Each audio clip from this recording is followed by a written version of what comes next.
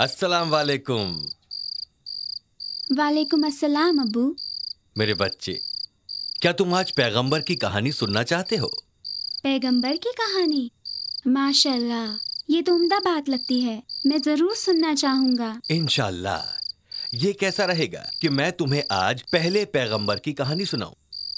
क्या तुम उसे सुनना चाहते हो? सबसे पहले पैगंबर की कहानी? माशाल्लाह, कहानी जरूर सुनाइए अब्बू। ठीक है, लेकिन इसके पहले कि मैं तुम्हें कहानी सुनाऊं, एक सवाल का जवाब दो। ये तो बहुत दिलचस्प लग रहा है। आगे बताइए अब्बू, सवाल पूछिए। ठीक है, तो पहले ये बताओ कि सबसे पहले इस फानी दुनिया में कौन आया?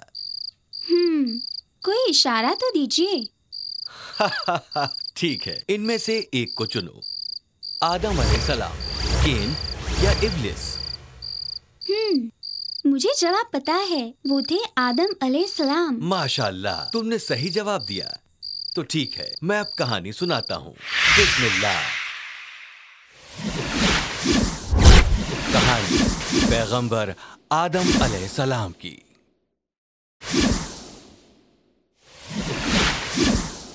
बहुत वक्त पहले अल्लाह सुब्हानल ताला ने सूरज, चांद और जमीन बनाई। इस तख्लीक के बाद उन्होंने देखा तो ये मुकम्मल नहीं लगी। तब उन्होंने फरिश्तों को जमीन से मिट्टी निकालने का हुक्म दिया। फर्माबरदार फरिश्ते मिट्टी लाए और अल्लाह ने उसे आदमी की शक्ल अता की और उसे नाम दिया आदम अलैहिस्सलाम। लेकिन वो 40 साल हिला ही नहीं, वहीं का वहीं बुत बना रहा। जब इब्लिस ने उसे देखा तो वो कुछ परेशान और डरा हुआ नजर आया। और तब 40 साल के बाद एक दिन अल्लाह सुब्हानल ताला ने आदम अलैहिस्सलाम में रूह फूंक दी। जब रूह उसके सिर में दाखिल हुई तो वो छींक पड़ा।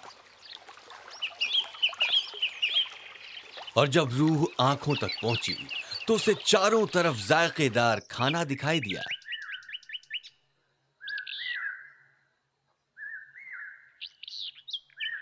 फिर जब रूह पेट में दाखिल हुई तो आदम अलैहिस्सलाम को भूख का एहसास हुआ। पैगंबर को अपने चारों तरफ रसीले फल नजर आए, लेकिन इसके पहले कि रूह पैरों तक पहुंचती, वो फलों की तरफ लपके और पैर न चलने से आदम अलैहिस्सलाम वहीं नीचे गिर गए। तब अल्लाह ने इज्जत की निशानी के तौर पर सारे फरिश्तों और इब्लिस को आदम अलैहिस्सलाम के सामने सजदा करने का हुक्म दिया। एक के बाद एक सारे फरिश्तों ने सजदा किया सिवाय इब्लिस के।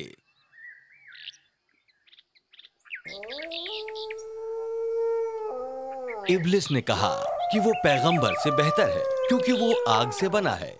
अल्लाह ने नाफरमानी से नाराज होकर इब्लिस को जन्नत से निकाल दिया।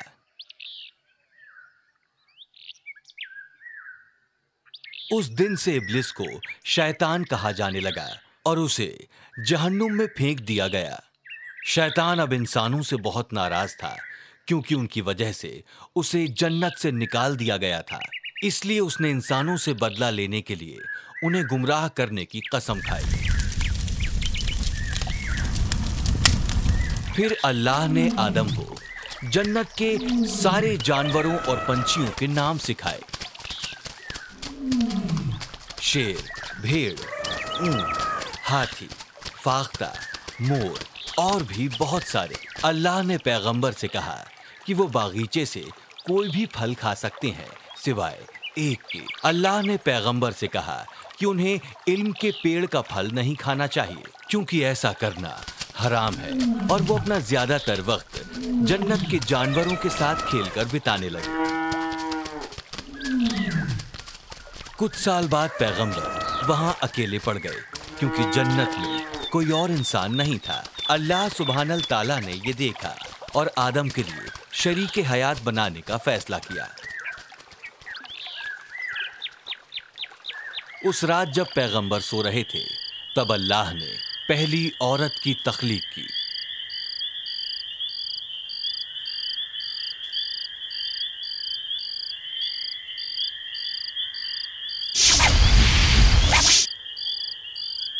जब पैगंबर जागे वो औरत को देखकर खुश हुए। उन्होंने उसका नाम हव्वा रखा क्योंकि उनकी तख्लीक किसी जानदार चीज से की गई थी। वो दोनों जन्नत में एक लंबे वक्त तक खुशी खुशी रहे। शैतान अब भी इंसानों से नाराज था। कई बरस बीत चुके थे, लिहाजा शैतान जानता था कि पैगंबर अल्लाह का कौल भूल गए होंगे। एक दिन उसने एक तरकीब लगाई जिससे पैगंबर और उनकी बीवी को जन्नत से निकाल दिया जाए। शैतान जन्नत में आया और उसने पैगंबर और उनकी बीवी को उस फल को खाने के लिए उकसाया जो हराम था।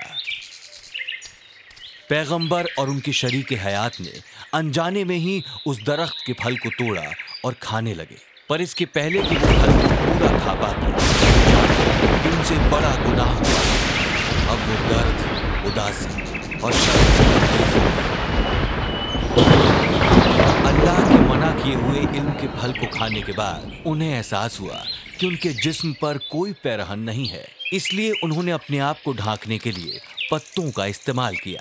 अब वो वाकई बहुत डरे हुए थे क्योंकि वो जानते थे कि अल्लाह उनकी नाफरमानी के लिए उन्हें सजा देंगे। जब अल्लाह सुब्हानल ताला को इसके बारे में मालूम हुआ तो वो बहुत नाराज हुए और उन्होंने पैगंबर और उनकी बीवी को जन्नत से निकाल दिया।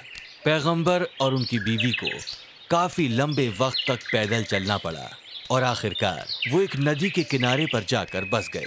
पैगंबर जानते थे कि जमीन पर उनकी जिंदगी बहुत मुश्किलों से भरी होगी। उन्हें रहने के लिए घर बनाना पड़ा, भूख मिटाने के लिए मेहनत करनी पड़ी। अब उनके पास जन्नत के वो सारे ऐशो आराम नहीं थे। कुछ बरस बाद हव्वा जुड़वा बच्चों की मां बनी, एक लड़का और एक लड़की। उन्होंने लड़के का नाम काबिल रखा और इसके बाद उनके घर में फिर जुड़वा बच्चों की पैदाइश हुई, फिर एक लड़का और एक लड़की। इस बार उन्होंने लड़के का नाम हाबिल रखा। हाबिल और काबिल दोनों बड़े हो गए। काबिल खेती करता, खेतों में काम करता और फसल उगाता। जब हाबिल बड़ा हुआ तो वो एक गड़रिया बन गया और वो भेड़ों और दूसरे जानवरों की देखभाल करने लगा। जब हाबिल और काबिल जवान हुए तो पैगंबर ने उनकी शादी करने का फैसला किया। उस वक्त दुनिया में कोई और खवातीन मौजूद नहीं थी, लिहाजा पैगंबर ने काबिल की शादी हाबिल की जुड़वा से और हाबिल की शादी काबिल की जुड़वा से करने का फैसला किया। काबिल की जुड़वा बहन खूबसूरत थी जबकि हाबिल की बहन उतनी खूबसूरत नहीं थी, लिहाजा काबिल बिल्कुल भी खुश नहीं था और वो अपनी ही बहन से शादी करना चाहता था। उनमें बहस हुई और पैगंबर ने इस मुद्दे को हल करने के लिए अल्लाह सुब्हानल ताला को कुर्बानी देने का फैसला किया। ये तय हुआ कि जिसकी कुर्बानी कबूल होगी उसकी शादी काबिल की बहन से होगी। हाबिल ने अपने झुंड में से सबसे अच्छे मेमने को चुना और उसे कुर्बानी के लिए अल्लाह के सामने पेश किया, लेकिन काबिल बेहतरीन फलों और सब्जियों को कुर्बानी के लिए पेश नहीं करना चाहता था। इसकी जगह उसने खराब सब्जियों और अनाज को चुना। अल्लाह सुब्हानल ताला ने हाबिल की कुर्बानी कबूल की और काबिल की नामंजूर। जब उन्होंने अपनी कुर्बानियां पेश की तब पैगंबर वहां मौजूद थे और यह तय किया गया कि हाबिल की शादी काबिल की बहन से होगी। लेकिन काबिल बिल्कुल भी खुश नहीं था। वो इतना नाराज था कि वो हाबिल को कत्ल करना चाहता था। एक दिन हाबिल बहुत देर तक घर नहीं लौटा तो पैगंबर ने काबिल को उसे ढूंढने के लिए भेजा। पैगंबर की बात सुनकर काबिल घर से निकल गया और हाबिल को खेतों में ढूंढने लगा। आखिरकार उसे हाबिल घर की तरफ लौटता नजर आया। काबिल अभी भी हाबिल से बहुत नाराज था। तुम्हारी कुर्बानी कबूल हुई और मेरी नहीं। हाबिल ने इसका जवाब दिया, अल्लाह सिर्फ उन्हें कबूल करते हैं जिनके दिलों में उसका खौफ होता है। काबिल ये सुनकर और नाराज हुआ और उसने हाबिल को मारने के लिए एक पत्थर उठा लिया। हाबिल ने यह देखा, हालांकि वो काबिल से कहीं ज्यादा ताकतवर था, लेकिन उसने कहा, अगर तुम मुझे मारने के लिए हाथ उठाते हो तो भी मैं तुम्हें कोई नुकसान नहीं पहुंचाऊंगा क्योंकि मैं अल्लाह से डरता हूँ। ये बात सुनकर काबिल और आग बबूला हो गया और उसने पत्थर मारकर उसका कत्ल कर दिया। जब काबिल को एहसास हुआ कि हाबिल की मौत हो चुकी है, वो बहुत डर गया और उसे मालूम नहीं था कि वो क्या करे। वो नहीं चाहता था कि पैगंबर को ये बात मालूम चले, लिहाजा वो अपने गुनाह को छिपाने के तरीके सोचने लगा। हाबिल की लाश छुपाने के लिए काबिल एक जगह से दूसरी जगह फिर रहा था। तभी उसने दो कौवों को एक दूसरे से झगड़ते देखा। लड़ाई के दौरान एक कौवे ने दूसरे को मार दिया और मरा हुआ कौवा नीचे आ गिरा। जीते हुए कौवे ने जमीन से मिट्टी निकाली, गड्ढा खोदा, उसमें लाश को डाला और उसे मिट्टी के नीचे दफन कर दिया। इस तरह काबिल के हाथ एक तरकीब आ गई। कौवे की ही तरह उसने मिट्टी में एक गड्ढा खोदा और अपने भाई की लाश उसमें डाल दी। और इस तरह दुनिया में पहला इंसान दफन हुआ। काबिल ने जो कुछ किया था वो उससे शर्मिंदा था। उसके ऊपर शैतान की जीत हुई और वो जानता था कि वो लंबे वक्त तक अपने घर नहीं जा सकता। पैगंबर जानते थे कि क्या हुआ है और वो अपने बेटे की मौत से गमज़दा थे। उन्होंने अपने दोनों बेटे खो दिए थे। एक की मौत हो गई थी और दूसरे को शैतान ने गुमराह कर दिया था। उन्होंने अपने बाकी बच्चों को शैतान के बारे में आगाह किया और अल्लाह सुब्हानल ताला की राह पर चलने की नसीहत दी। काफी लंबे वक्त के बाद पैगंबर को और भी कई औलादें नसीब हुईं। पैगंबर अब बूढ़े हो गए। उनके बच्चे उनसे बहुत मोहब्बत करते थे। जब पैगंबर को यह एहसास हुआ कि उनकी मौत नजदीक है तो उन्होंने सेत को अपना वारिस बनाया। उनकी मौत के वक्त फरिश्ते उनके घर आए और उनके करीब खड़े हो गए। जब पैगंबर को यह एहसास हुआ कि मौत के फरिश्ते आ चुके हैं तो वो सुकून भरी मुस्कुराहट लिए रुखसत हो गए। माशाल्लाह, ये एक बेहतरीन कहानी थी। अल्हम्दुलिल्लाह, मुझे खुशी है कि कहानी तुम्हें पसंद आई। अब क्या मैं तुमसे कुछ सवाल पूछूं, अगर तुम्हें कहानी याद हो? जरूर अब्बू, जरूर। सवाल पूछिए।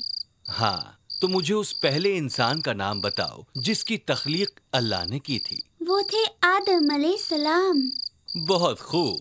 और अब मुझे उनकी बेगम का नाम बताओ। वो थी हवा। तुमने बिल्कुल सही कहा। ठीक है, अब तुम अगले सवाल का जवाब दो। बताओ, पैगंबर को जन्नत से क्यों निकाल दिया गया?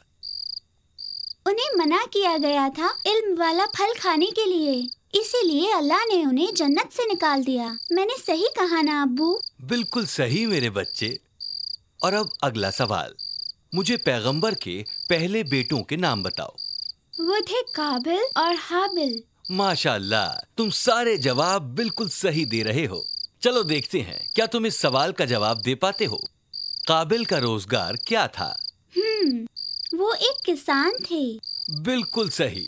और अब आखिरी सवाल, पैगंबर ने अपने कुनबे का वारिस किसे मुकर्रर किया? क्या आप मुझे कुछ सुराग देंगे अब्बू? ठीक है, ये रहे कुछ सुराग। वो काबिल थे, हाबिल या सेत? सेत। वो थे सेत अब्बू, सही कहा ना? हाँ मेरे बच्चे, अल्हम्दुलिल्लाह, तुम बहुत फाजिल हो। आज के लिए इतना ही। इंशाअल्लाह कल मैं तुम्हें एक और कहानी सुनाऊंगा। शब्बा खैर। शब्बा खैर अब्बू।